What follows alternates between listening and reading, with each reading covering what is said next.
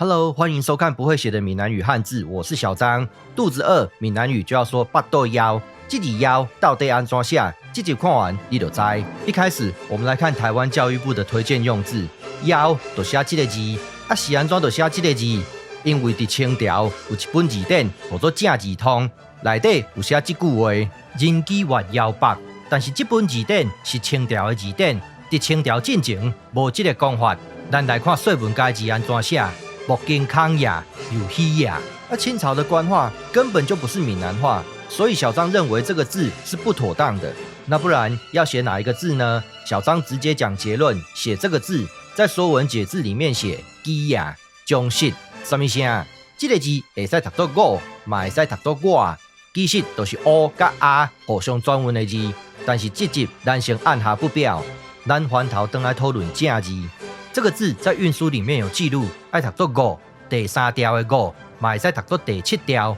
有什麼證據？咱來看漢典安怎記錄。在南滿甲鎮江都愛讀作第三條，在漳州、廈門甲江埔都愛讀作第七條。證明小張無黑白亂講。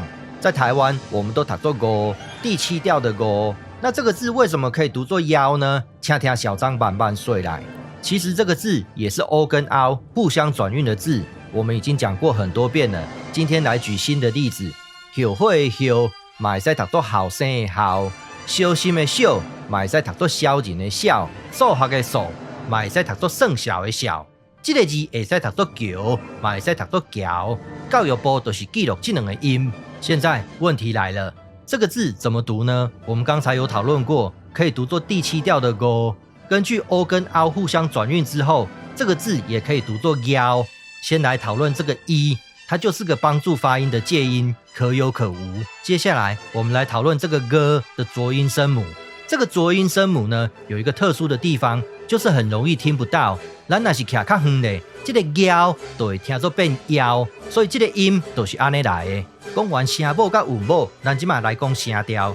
小張捌講過一個現象，叫做三調共聲，西交唱攏是平聲。所以講這個字會使讀作第七調，嘛會使讀作第一調，絕對無問題。這字枵安怎用法？餓死人，閩南語就說枵死人；肚子餓，閩南語就說腹肚枵。國語裡面的飢餓，在閩南語裡面就要倒裝，讀作枵飢，各加兩字，讀作枵飢失頓。今日我就講到這，感謝你的收看，歡迎批評甲指教，謝謝，拜拜。